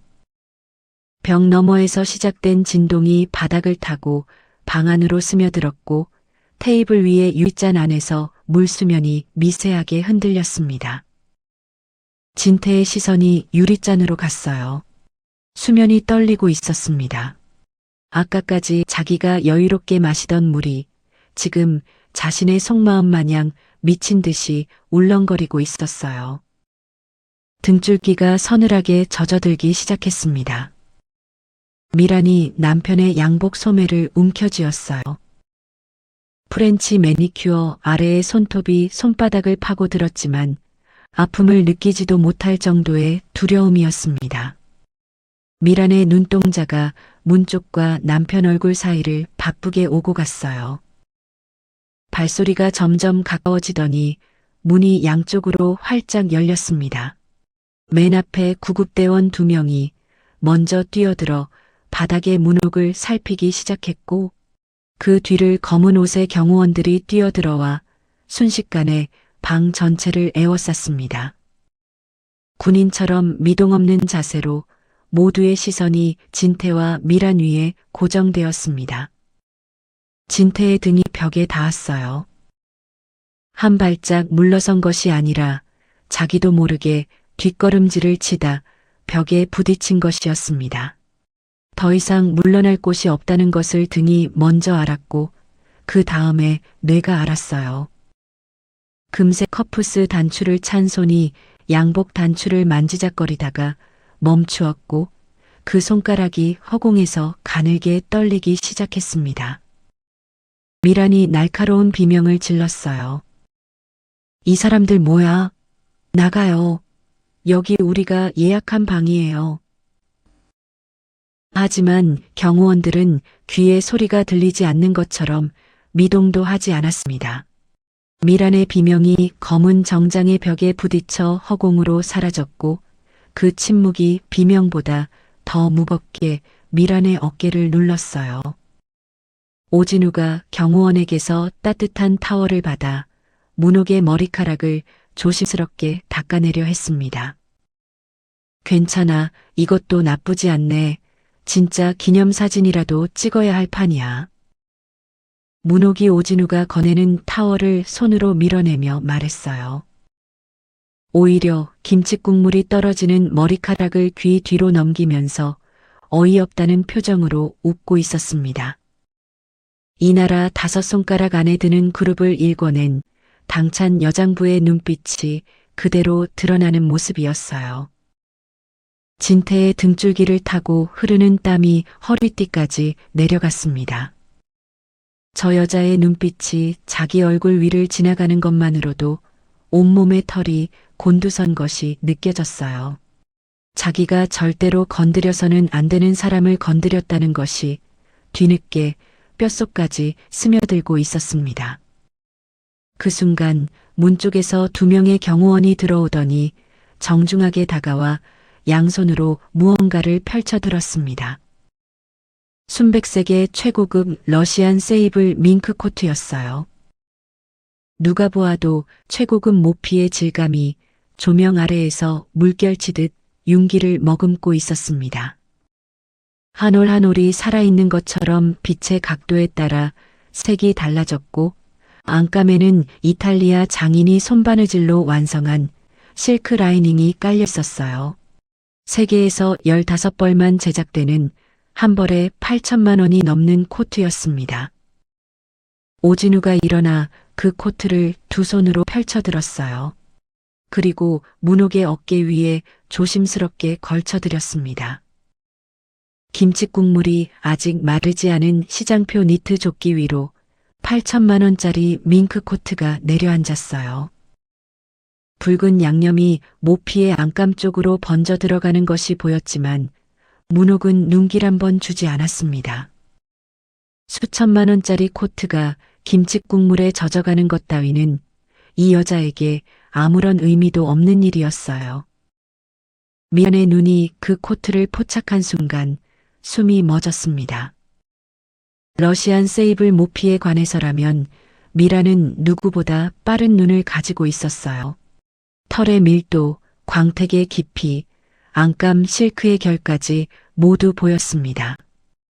800만 원짜리 드레스를 입으면서 수십 년간 길러온 명품 감별사의 눈이 지금 저 코트의 등급을 본능적으로 읽어내고 있었습니다. 자기가 평생 만져본 모피 중 어떤 것도 저 코트의 한 소매에 미치지 못한다는 걸 3초 만에 알 수 있었어요. 그런데 저 코트가 지금 김칫국물 위에서 어룩지고 있었습니다. 그리고 코트의 주인은 그것을 전혀 신경 쓰지 않고 있었어요. 8천만 원이 버려지는 것을 눈도 끔찍하지 않는 사람이라는 것을 미란의 뇌가 인지하는 순간 곧바로 무릎에서 힘이 빠졌습니다. 벽을 등지고 서 있던 다리가 접히며 천천히 바닥으로 주저앉았어요. 800만 원짜리 드레스의 엉덩이 부분이 김칫국물 위에 내려앉았지만 미라는 그것조차 느끼지 못하는 듯 했습니다. 문옥은 밍크 코트를 걸친 채 벽에서 등을 떼고 상체를 앞으로 세웠어요. 오진우가 올려드린 타올로 손가락 사이에 낀 양념을 가볍게 닦아내면서 놀랍도록 태연하게 입을 열었습니다. 오 실장, 괜찮아. 내가 오늘 참 귀한 경험을 했어. 문옥의 입꼬리가 올라갔어요. 이 김치가 얼마나 귀한 건지 모르는 사람들이 아직 있더라고. 이게 세계 38개국에 수출되는 명품 김치인데 나는 오늘 이걸 머리 감는데 써버렸네. 문옥은 웃고 있었습니다. 하지만 그 웃음은 더 이상 시장 국밥집 아줌마의 것이 아니었어요. 26년 동안 15,000명의 운명을 쥐고 흔들어온 사람이 바닥까지 내려가 보고 올라온 뒤에 짓는 웃음이었습니다. 그 안에 분노도 없었고 슬픔도 없었어요. 다만 이미 내려진 결정의 냉랭한 확신만이 눈빛 깊은 곳에 가라앉아 있었습니다. 문옥의 웃음이 잦아든 뒤 오진우가 천천히 고개를 돌렸어요. 문옥의 웃음으로 끝날 일이 아니었습니다. 자신이 모시는 사람에게 김칫국물을 뒤집어 씌운 겁대가리 없는 놈의 면상을 다시 한번 확인하고 싶었어요. 자신의 주먹을 쥔 손등에 핏줄이 밧줄처럼 돋았고 이를 깨무는 소리가 본인의 귀 속에서 울렸습니다. 오진우가 진태를 향해 한 발짝 내딛었습니다. 구두굽이 바닥에 김칫국물을 찍는 소리가 또렷하게 울렸고 그 한 걸음에 진태의 어깨가 움찔 뒤로 밀렸어요. 감히 내 놈이 무슨 짓을 했는지나 알아? 낮은 목소리였습니다. 하지만 그 낮음이 오히려 방 안의 공기를 진공처럼 빨아들이는 무게를 가지고 있었어요. 내 놈이 감히 어느 분의 머리 위에 김칫국물을 부은 건지 알기나 해? 또 한 발짝 진태의 등이 벽에 더 깊이 눌렸어요. 39에 바닥에 좌판을 까시고 20여 년 만에 대한민국에서 가장 존경받는 그룹을 만드신 분이야. 오진우의 구두 끝이 진태의 구두 앞 반뼘 거리에서 멈추었습니다. 숨결이 닿을 거리였어요. 당신네 코딱지만한 회사가 겨우 생계나 유지하고 사는 게 대체 누구 덕인 줄도 모르고 빌어먹는 개가 주인을 물어? 배은망덕도 유분수지. 진태의 뇌가 그 문장들을 하나씩 조립하기 시작했습니다. 자기가 머리 위에 김칫국물을 부었던 그 사람이 자기 회사의 숨통을 쥐고 있는 KMO 그룹의 회장이라는 말이었어요. 그 사실이 뇌의 표면에서 깊은 곳으로 한 겹씩 스며들 때마다 진태의 시야가 좁아졌습니다. 심장이 목구멍 안쪽까지 뛰어오르는 것 같았고 손가락 끝의 감각이 사라져가고 있었어요. 하지만 부정한다고 사라지는 현실은 없었습니다. 오진우의 마지막 한마디가 떨어졌어요. 그런 은혜를 입어놓고 감히 내 놈이 그분의 머리 위에 김칫국물을 부었어? 진짜 머리가 돌아버린 거 아냐?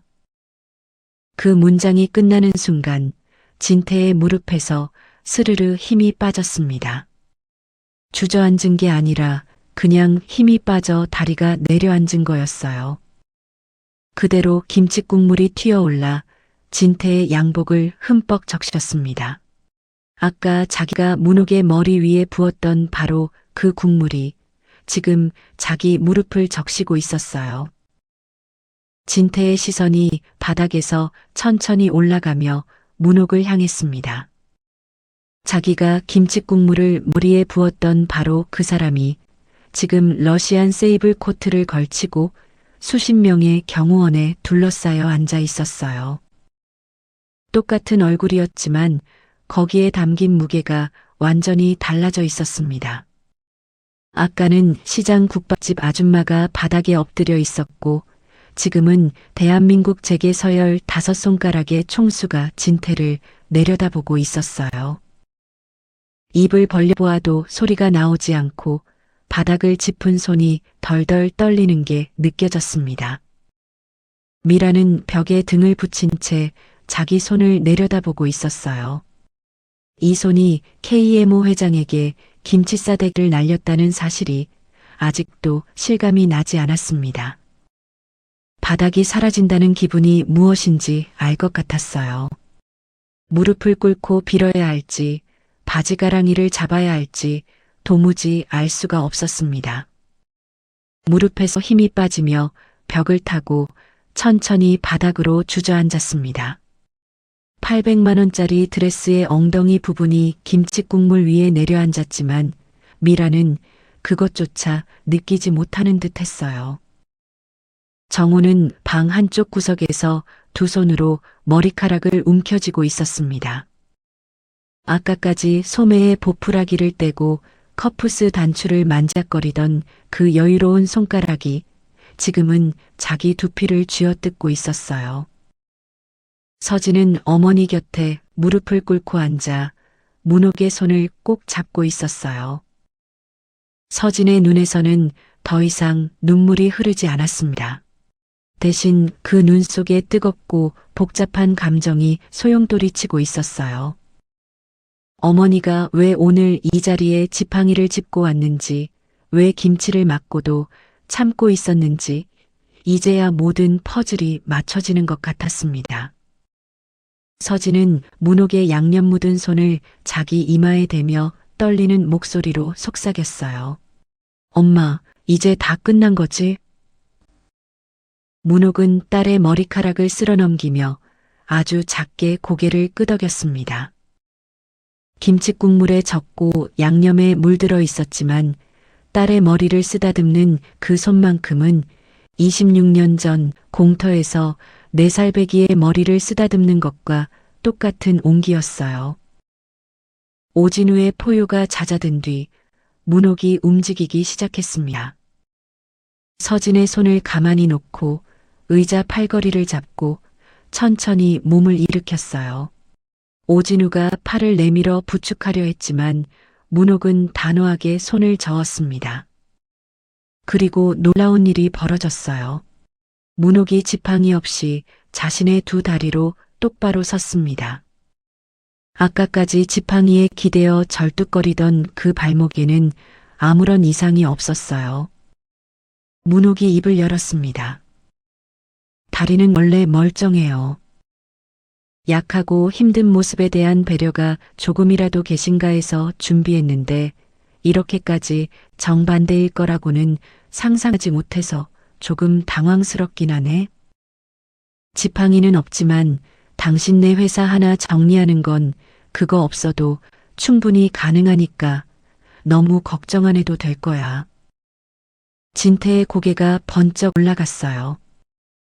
바닥에 무릎 꿇은 채 문옥을 올려다보는 진태의 동공이 커졌다, 작아졌다를 반복했고 하관이 가늘게 떨리기 시작했습니다.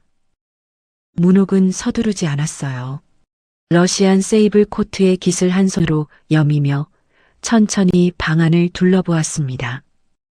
난장판이 된 바닥과 테이블 위의 종이들, 마치 태풍이 지나간 흔적 같았어요. 주위를 모두 둘러보다가 문옥의 시선이 바닥의 진태 위에서 멈추었습니다. 금방 명함을 자랑스럽게 내밀던 손이 지금은 김칫국물 위에서 덜덜 떨리고 있었습니다. 그 옆에는 미란이 주저앉아 있었어요. 프렌치 매니큐어 사이로 김치 국물이 범벅인 채로 넋이 나간 사람처럼 바닥을 보고 있었습니다. 마지막으로 고개를 숙이고 머리를 쥐어뜯고 있는 정우도 보였어요.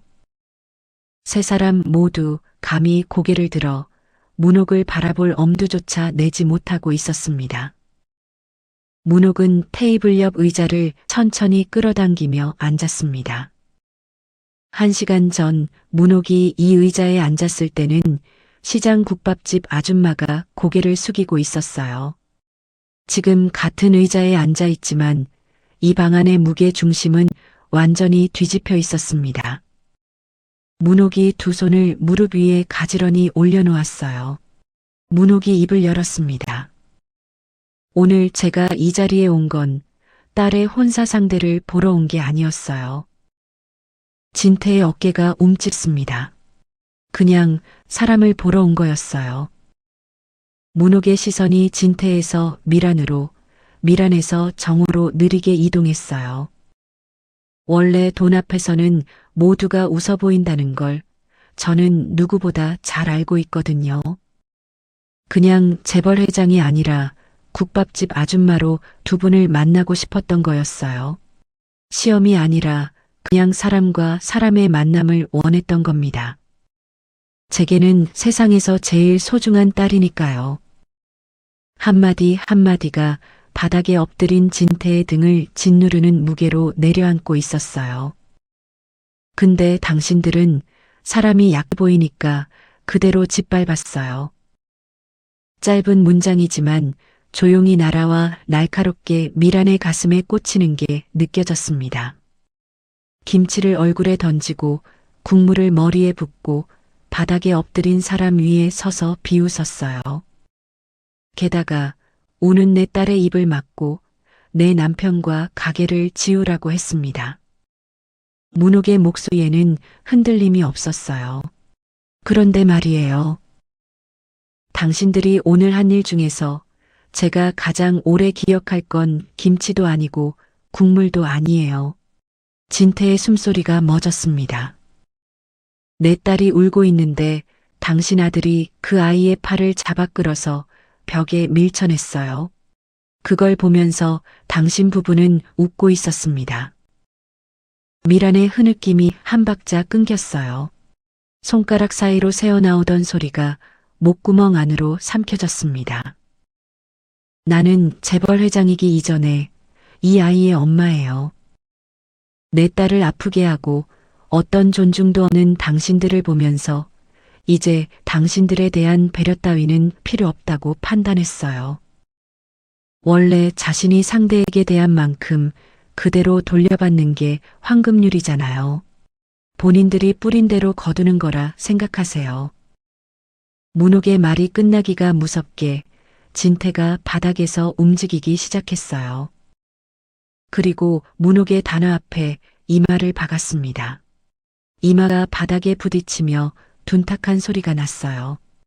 회장님, 잘못했습니다. 제발 한 번만 살려주십시오.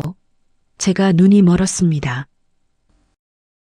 진태의 울부짖음이 방 안을 가득 채웠어요. 콧물과 눈물이 뒤섞인 얼굴이 바닥에 닿았다 떨어지기를 반복했습니다. 아까까지 바닥이 당신 자리라고 비웃던 사람이 지금 같은 바닥 위에서 이마를 찌우며 울고 있었어요. 진태의 손이 문옥의 단화를 붙잡으려 했습니다. 손가락이 구두코에 닿기 직전 문옥이 발을 반보 뒤로 뺐어요. 진태의 손이 허공을 움켜쥐었습니다. 문옥은 움켜쥔 그 손을 내려다보았습니다. 1시간 전 저 손이 김치통을 기울여 자기 머리 위에 국물을 부었던 손이었습니다. 문옥이 입을 열었어요. 너무 늦은 것 같지 않아요? 진태의 울부짖음이 한 박자 끊겼습니다. 기회라는 건 그 순간이 지나면 다시 돌아오지 않는 거예요. 문옥의 시선이 진태의 정수리에서 미란에게로 옮겨갔어요. 사람이 살면서 누군가를 대하는 그 순간마다 다시는 후회하지 않을 선택을 해야 하는 이유가 그런 거예요. 한번 엎질은 국물은 다시 그릇에 담을 수 없는 것처럼요. 엎질은 국물이라는 단어가 떨어지는 순간 바닥에 흥건한 김치국물 위에 형광등 불빛이 반사되어 번뜩거렸어요. 문옥이 그 붉은 웅덩이를 한번 내려다보았습니다. 당신들 같은 사람들은 오늘이 아니었어도 언젠가는 누군가에 의해 오늘을 맞이했을 거예요. 사람을 겉모습으로 재고 약한 사람을 밟고 그게 자기 힘인 줄 착각하는 사람들의 끝은 결국 다 같으니까요. 문옥은 거기서 말을 끊었어요. 더 이상의 설명은 필요 없었습니다. 설명은 상대가 이해할 수 있을 때 하는 것이었어요. 지금 이 바닥에 엎드린 사람들에게는 이미 충분했습니다. 문옥이 오진우를 돌아보았어요. 오 실장, 서류 줘요. 오진우가 태블릿 화면을 켜며 보고를 시작했어요. 회장님, PJT 로지스틱스에 대한 감사 보고서입니다. 화면에 정리된 숫자들이 빼곡했습니다. 지난 3년간 화물 수수료 불법 착복, 식자재 납품 비리, 허위 세금 계산서 등 200건 이상의 불법이 발견되었습니다. 부당이득 추정액은 약 100억 원가량으로 예상됩니다. 숫자 하나하나가 진태의 관 위에 못을 박는 소리처럼 울렸어요. 진태가 그동안 눈 가리고 아웅하며 쌓아 올린 사업의 밑바닥이 태블릿 화면 위에 적나라하게 펼쳐져 있었습니다. 진태 본인만 몰래 한 줄 알았던 것들이 전부 기록되어 있었어요. 오진우가 서류 뭉치에서 한 장을 꺼내 문옥 앞에 내밀었습니다. PJT 로지스틱스 전체 매출의 90%를 차지하는 KMO그룹 물류하청 계약 해지 서류가 준비되어 있습니다. 회장님 서명만 남았습니다. 매출의 90%가 사라진다는 것은 숨통이 끊긴다는 뜻이었어요. 그 숫자가 진태의 귀에 못처럼 박혔습니다. 오진우가 펜을 내밀었어요.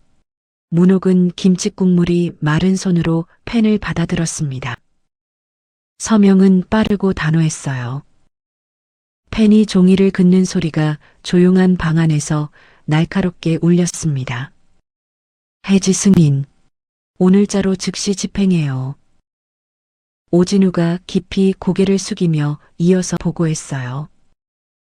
불법 착복과 허위 신고건은 내일 오전 법무부와 고용노동부에 동시 고발이 접수됩니다. 내일 김 장관과의 약속도 다시 확인해 두었습니다.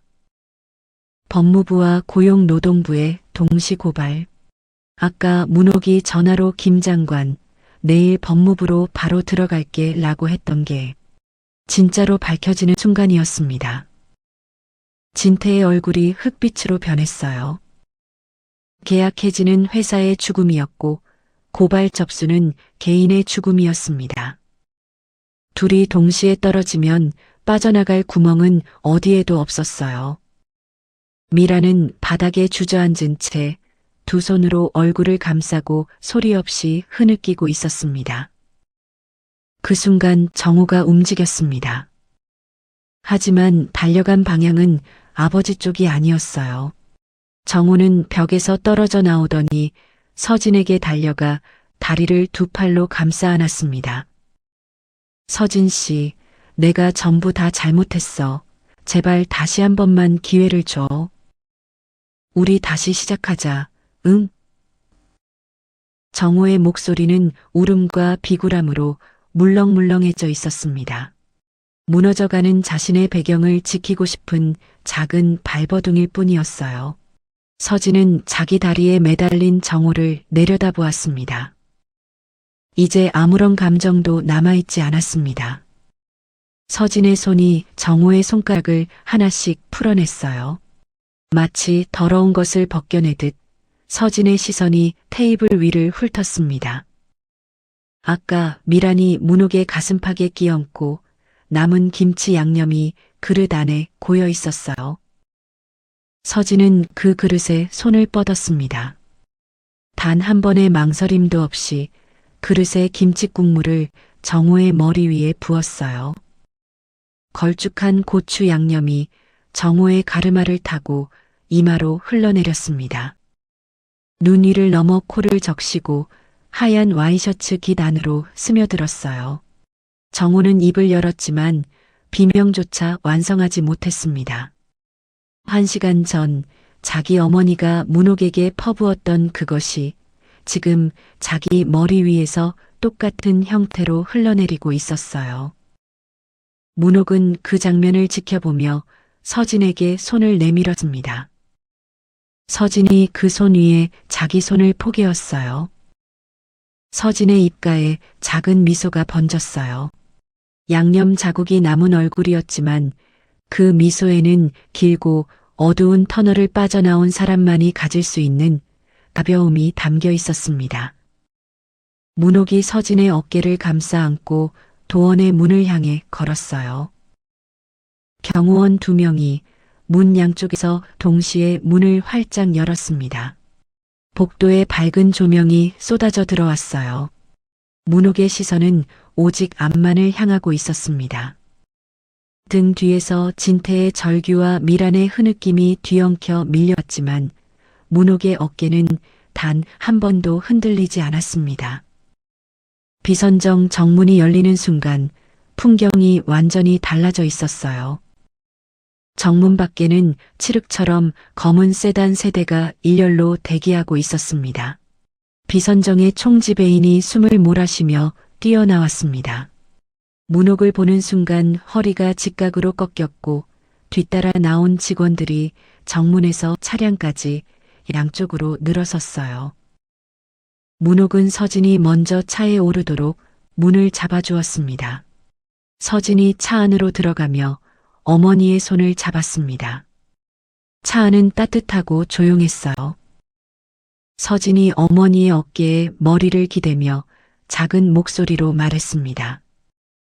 엄마가 바닥에 쓰러져 있을 때 나는 정말 죽을 것 같았어. 문옥은 딸의 머리카락을 쓸어넘기며 듣고 있었어요. 근데 엄마가 바닥에서 나를 쳐다봤을 때 한치도 흔들리지 않는 눈이었어. 그때 알았어. 엄마는 전부 다 계획이 있으신 거구나 생각했었어. 문옥은 대답 대신 딸의 어깨를 한번 꼭 안아주었습니다. 그 안아주는 팔에는 오늘 하루 동안 참아온 모든 것이 담겨 있었어요. 오히려 엄마가 미안해. 보지 않았어도 좋았을 꼴을 내게 전부 다 보여주고 말았어. 엄마가 미안하다. 서진이 고개를 세차게 저었습니다. 아니야, 오늘 엄마가 평생 본 것 중에 제일 대단해 보였어. 진짜로 멋졌어. 세단이 부드럽게 출발했어요. 뒷유리에서 비선정의 기와 지붕이 점점 작아지다가 사라졌습니다. 열흘이 지났어요. PJT 로지스틱스 사무실 철문 위에 가압류 고지서가 나붙어 있었습니다. KMO 그룹의 물류 하청 계약이 전면 해지된 뒤 PJT 로지스틱스는 닷새를 버티지 못했어요. 거래처들의 전화가 하나둘 끊겼고 마지막 남은 협력사마저 담당자의 번호를 차단했습니다. 진태가 평소 친하던 인맥들의 전화를 돌려보았지만 KMO 그룹의 소문에 모두가 순식간에 등을 돌렸어요. 법무부와 고용노동부의 고발은 문옥이 서명한 바로 다음 날 아침에 접수되었습니다. 뉴스 자막 위로 추정 부당이득 100억이라는 숫자가 흘러나왔고 그 옆에 진태의 사진이 걸렸어요. 진태가 그 화면을 빨간 딱지가 붙은 TV로 바라보고 있었습니다.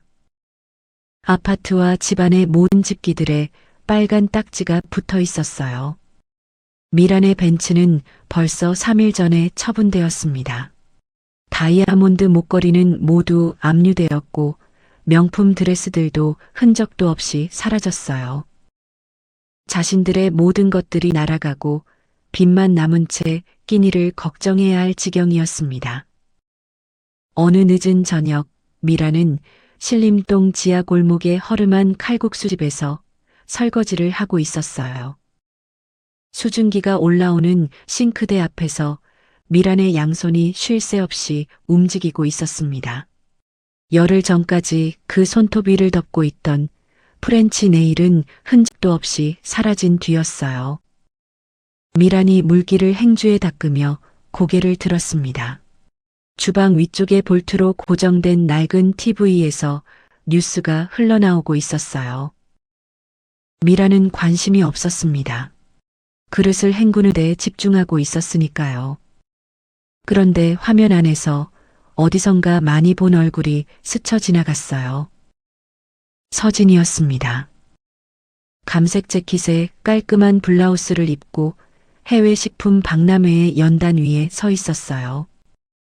카메라 플래시가 연단을 비출 때마다 서진의 옆에 걸린 대형 스크린이 번쩍거렸습니다. 화면단의 자막이 천천히 흘러갔어요. KMO그룹 식품사업부 이사 김서진, 글로벌 K푸드 전략 발표. KMO그룹이라는 세 글자가 자막 위에서 빛나는 순간 미란이 쥐고 있던 행주가 싱크대 안으로 축 늘어졌습니다. 손가락에 힘이 빠진 줄도 모르고 있었어요. 화면 속 서진의 뒤편에 거대한 스크린이 걸려 있었고 그 스크린에는 KMO그룹이라는 로고가 선명하게 빛나고 있었습니다. 미란의 입이 벌어졌어요. 다치지 않았습니다. 자기의 며느리가 될 수도 있었던 아이였어요. 자신이 KMO그룹의 사돈일 수도 있었는데 지금 반지하에서 가득 쌓인 설거지를 하고 있었습니다. 미란의 무릎에서 힘이 빠졌습니다. 싱크대 앞에 주저앉으며 두 손으로 얼굴을 감쌌어요. 세제 거품이 묻은 손바닥 사이로 소리 없는 눈물이 흘러내렸습니다. 자기가 그날 조금만 따뜻하게 그 사람들을 대했다면 지금은 어떻게 되었을까? 뒤늦은 깨달음이 너무나도 가슴 아프게 속을 후벼 팠습니다. 하지만 깨달음은 깨달음일 뿐 이미 부서진 것들은 되돌릴 수 없었습니다. 다시 설거지통에 손을 담으며 애꿎은 그릇들만 달그락 거릴 뿐이었어요. 같은 시각 문옥인의 순댓국 가게에 불이 켜져 있었습니다. 문옥은 앞치마를 허리에 2번 감아 묶고 가마솥 앞에 서 있었어요. 가게 문이 열리며 찬 바람과 함께 서진이 들어왔습니다. 엄마, 나왔어. 가방을 한쪽에 내려놓고 어머니 맞은편 자리에 털썩 앉았습니다. 배고파 죽겠어. 오늘 발표 끝나고 바로 왔어. 밥도 안 먹고 왔어? 엄마 순댓국 먹으려고 참았지. 문옥이 피식 웃었어요. 가마솥에서 국물을 퍼담아 뚝배기에 옮기고 순대와 머릿고기를 가지런히 올렸습니다. 그리고 냉장고에서 김치통을 꺼내 뚜껑을 열었어요. 잘 익은 김치의 발효향이 가마솥 김 사이를 비집고 올라왔습니다. 어머니에게서 물려받은 레시피 그대로 맛있게 잘 익은 김치를 접시에 담아 서진 앞에 놓았어요. 열흘 전에 이 김치의 뺨을 맞고 김치 국물이 머리에 쏟아졌다는 게 믿어지지 않았습니다. 한번 피식 웃으면서 김치 한 조각을 서진의 순댓국에 올려주었어요. 이거 먹어, 진짜 맛있게 잘 익었어. 서진은 어머니가 올려준 김치를 한참 바라보았습니다. 젓가락을 든 손이 잠깐 멈추었어요. 엄마, 지금 생각해도 나 그날 정말 열받았었어. 어떻게 김치로 사람을 칠 생각을 할 수 있는 거지? 문옥이 국물을 저으며 가볍게 대답했습니다. 그렇지? 근데 뭐 나쁘지는 않았어. 그날 김치국물 세수하고 다음날 피부도 더 좋아졌잖아. 엄마는 진짜 괜찮아. 엄마, 어떻게 그걸 갖고 농담을 다 하냐? 농담이 아니야, 사실이야. 서진이 웃음을 터뜨렸어요. 눈가가 젖어 있었지만 그건 슬픔의 눈물이 아니었습니다. 문옥이 서진의 순댓국에 김치를 한 조각 더 올려주며 말했습니다. 서진아, 사람의 그릇은 밥그릇이 아니라 마음 그릇으로 재는 거야. 밥은 누구나 먹을 수 있지만 밥을 나눌 줄 아는 사람은 드문 법이란다. 서진은 어머니가 올려준 김치를 천천히 입에 넣었어요. 잘 익은 김치의 상큼한 깊은 맛이 혀 위에서 퍼졌습니다. 할머니에게서 어머니에게로 그리고 언젠가 자기에게로 이어질 맛이었어요. 앞치마를 두른 어머니와 딸이 시장 구석의 작은 가게에서 마주 앉아 순댓국을 먹고 있었습니다. 가마솥에 김이 두 사람 사이에서 피어오르고 밖에서는 시장 상인들의 호객 소리가 멀리서 들려왔어요. 세상에서 가장 평범하고 세상에서 가장 따뜻한 저녁이었습니다. 제가 이 작품에서 가장 인상 깊었던 장면은 문옥 회장이 바닥에 쓰러진 채 지팡이가 아니라 딸에게로 손을 뻗는 순간이었어요. 수만 명의 운명을 결정해온 사람이 가장 약한 모습으로 가장 강한 결심을 내리는 그 한 장면에 이 이야기의 모든 것이 담겨 있었습니다. 살다 보면 누군가의 겉모습만 보고 판단할 때가 있어요. 한 번만 멈추고 생각해 보시면 좋겠습니다. 지금 내가 보고 있는 것이 저 사람의 껍데기인지 아니면 진짜 그 사람의 자체인지를요. 오늘 이야기가 마음에 닿으셨다면 구독과 좋아요로 따뜻한 응원을 남겨주세요. 여러분의 하루에도 평온과 따뜻한 한 그릇이 함께하길 바랍니다. 감사합니다.